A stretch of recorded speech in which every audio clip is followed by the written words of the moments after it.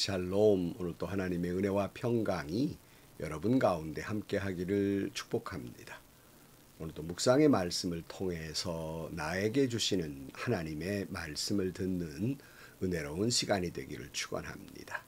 이 시간 하나님께서 우리에게 허락해 주신 말씀은 에스겔 13장 17절에서 23절 말씀입니다.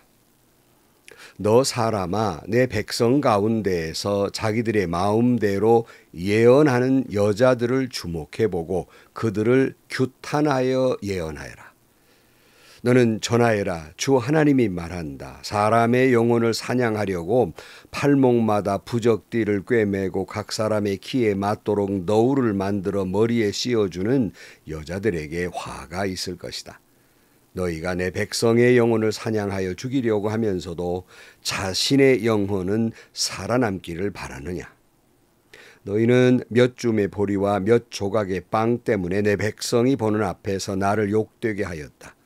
너희는 거짓말을 고지 듣는 내 백성에게 거짓말을 함으로써 죽어서는 안 될 영혼들은 죽이고 살아서는 안 될 영혼들은 살리려고 한다.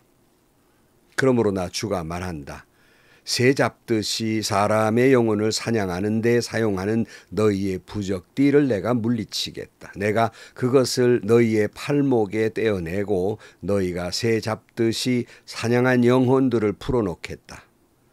또 내가 너희의 너울을 찢어서 너희 손에서 내 백성을 구해내고 그들이 다시는 너희 손에 사냥감이 되지 않게 하겠다. 그때야 비로소 너희는 내가 주인 줄 알 것이다.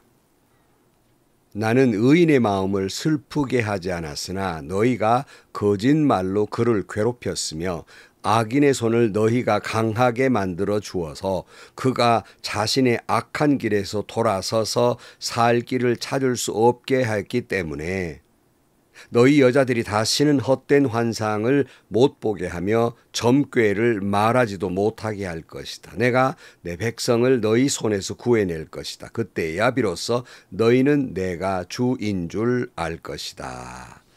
아멘. 예수님께서 마지막 때가 되면 거짓 예언자들이 많이 일어날 것이라고 말씀한 바가 있습니다. 마태복음 7장 15절 말씀에 보면 거짓 예언자들을 살펴라. 그들은 양의 탈을 쓰고 너희에게 오지만 속은 굶주린 이리들이다. 너희는 그 열매를 보고 그들을 알아야 한다. 가시나무에서 어떻게 포도를 따며 엉겅퀴에서 어떻게 무화과를 딸 수 있겠느냐. 이와 같이 좋은 나무는 좋은 열매를 맺고 나쁜 나무는 나쁜 열매를 맺는다. 좋은 나무가 나쁜 열매를 맺을 수 없고 나쁜 나무가 좋은 열매를 맺을 수 없다.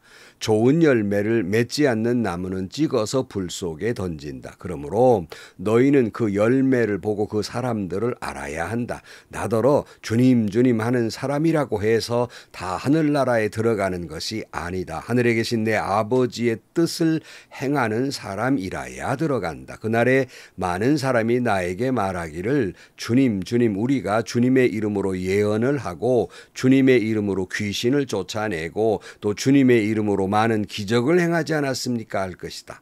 그때 내가 그들에게 분명히 말할 것이다. 나는 너희를 도무지 알지 못한다. 불법을 행하는 자들아 내게서 물러가라. 그러니까 예수님께서는 마지막 때가 되면 거짓 예언자들이 많이 일어날 것인데 이들을 분별해야 된다는 것입니다. 이들의 분별하는 것은 그들의 삶을 행동을 보면 알 것이다. 그들의 열매를 보면 알 것이다 라고 말씀합니다. 그러니까 많은 예언자들, 설교가들이 앵무새처럼 분명히 하나님의 말씀을 전하는 것 같지만 그들의 삶의 모습이 그와 같은 열매가 없을 때, 말씀대로 살지 아니할 때 이것을 거짓 예언자들이다. 이렇게 말씀하고 있어. 이렇게 분별하라는 것입니다. 주님은 거짓 예언자들이 아무리 귀신을 쫓아내고 주님의 이름으로 기적을 행했을지라도 내가 너를 도무지 모른다. 불법을 행하는 자들아 내게서 물러가라 할 것이라는 말씀이에요. 그러니까 자신이 선포한 말씀에 때로는 또 다 지킬 수는 없지만 그대로 살려고 몸부림치고 그의 열매가 있어야 되는데 그렇지 못한 사람은 아무리 주여 주여 해도 나 너 모르겠다 말씀할 것이라는 겁니다.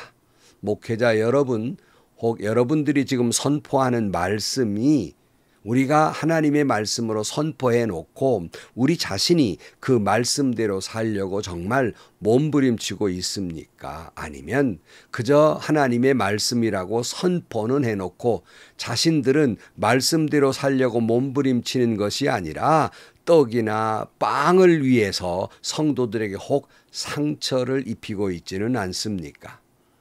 마태복음 24장 11절 말씀에 또 거짓 예언자들이 많이 일어나서 많은 사람을 홀릴 것이다. 지금도 이 거짓 목회자들이 많은 사람을 홀리고 있어요. 오늘 한국 교회가 마지막 때가 돼서 이런 거짓 예언자들이 많이 일어나고 있습니다.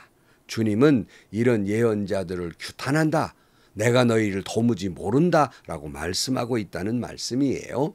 오늘 17절 말씀입니다. 너 사람아 내 백성 가운데에서 자기들의 마음대로 예언하는 여자들을 주목해 보고 그들을 규탄하여 예언하여라. 너는 전하여라. 주 하나님이 말한다. 사람의 영혼을 사냥하려고 팔목마다 부적들을 꿰매고 각 사람의 귀에 맞도록 너울을 만들어 머리에 씌워주는 여자들에게 화가 있을 것이다. 너희가 내 백성의 영혼을 사냥하여 죽이려고 하면서도 자신의 영혼은 살아남기를 바라느냐. 너희는 몇 줌의 보리와 몇 조각의 빵 때문에 내 백성이 보는 앞에서 나를 욕되게 하였다. 너희는 거짓말을 고지 듣는 내 백성에게 거짓말을 함으로써 죽어서는 안 될 영혼을 죽이고 살아서는 안 될 영혼들은 살리려 한다. 하나님이 죽어가는 영혼들을 하나님의 말씀으로 살려내라고 했더니 거짓 예언자들은 자신의 몇 줌의 보리와 몇 조각의 빵을 위해서 성도들에게 그럴 수 없는 상처를 입히고 죽어서는 안 될 영혼들을 죽이는 거짓 예언자들이 있다라고 말씀해요. 한국교회는 그런 분 없습니까? 오늘 한국교회를 바라보면서 참 마음이 아픈 것은 오늘 교회 지도자들이 정말 진정으로 그 양떼들, 어린 양떼들을 사랑하고 있는가 하는 걸 볼 때 참 그렇지 못한 부분이 발견될 때 참 마음이 아픕니다. 어떤 목사님들이나 장로님들 중에는 자신들의 그저 한 줌의 빵을 위해서 자신들의 권익을 위해서 자신들의 주도권을 위해서 자신들의 권위를 위해서 성도들 앞에서 권력투쟁이나 하고 그걸 마다하지 않고 갈등을 일으키고 성도들이 뭐 교회를 떠나거나 말거나 그저 말로는 관심이 있는 척하지만 자기의 권익과 권위가 우선인 목회자 장로님들이 많이 있단 말이에요. 제가 자주 말씀드립니다마는 제가 섬기던 교회에 새로 등록해 온 교인들과 상담하다 보면 성도들 중에는 상당수가 자신들이 다닌 교회의 지도자들에게 실망한 부분들이 많아요. 목사님들, 장로님들에게 상처를 입고 그렇게 평생 어릴 때부터 다녔던 교회를 떠나올 수밖에 없는 사연을 말하면서 눈물을 흘리며 가슴 아파하는 모습들을 종종 보면서 그분이 섬겼던 교회의 목사님이나 장로님, 제가 사연을 다 할 수는 없지만 참 그분들이 밉거나 원망스러울 때가 있어요. 저희 교회에 한 분의 성도가 등록한 기쁨이 아니라 오히려 그 상처 입은 어린 양들의 눈물을 보면서 그 눈물 때문에 얼마나 마음이 아픈지, 이 부족한 종의 마음이 아플 때 하나님의 마음은 얼마나 아프실까. 땅에서 아벨의 핏소리가 들리듯 한국교회의 어린 양떼들이 지도자들에게 상처를 입고 눈물을 흘리는 눈물의 소리가 하나님께 들리는 듯 한다는 말씀이에요. 그 때문에 교회를 떠난 죽은 영혼이 되어버린다면 그 죄값은 한국교회 목사님, 한국교회 장로님에게 하나님은 반드시 물으실 것입니다. 주님은 오늘 본문에서 이렇게 말씀하십니다. 20절이에요. 그러므로 나 주가 말한다. 새 잡듯이 사람의 영혼을 사냥하는 데 사용하는 너희의 부적띠를 내가 물리치겠다. 내가 그것을 너희 팔목에서 떼어내고 너희가 새 잡듯이 사냥한 영혼들을 풀어놓겠다. 또 내가 너희의 너울을 찢어서 너희 손에서 내 백성을 구해내고 그들이 다시는 너희 손에 사냥감이 되지 않게 하겠다. 그때야 비로소 너희는 내가 주인 줄을 알 것이다. 나는 의인의 마음을 슬프게 하진 않았으나 너희가 거짓말로 그를 괴롭혔으며 악인의 손을 너희가 강하게 만들어 주어서 그가 자신의 악한 길에서 돌아서서 살 길을 찾을 수 없게 하였기 때문에 너희 여자들이 다시는 헛된 환상을 못 보게 하며 점괘를 말하지 못하게 할 것이다. 내가 내 백성을 너희 손에서 구해낼 것이다. 그때야 비로소 너희는 내가 주인 줄을 알 것이다. 그랬어요. 거짓 예언자들, 의인들은 가슴 아프게 만들고 돌아서야 할 악한 사람들은 돌아서지 못하도록 만들었으니 내가 그 거짓 예언자들을 물리칠 것이고 그 불쌍한 영혼들을 그들의 손에서 구원해낼 것이라고 말씀하고 있습니다.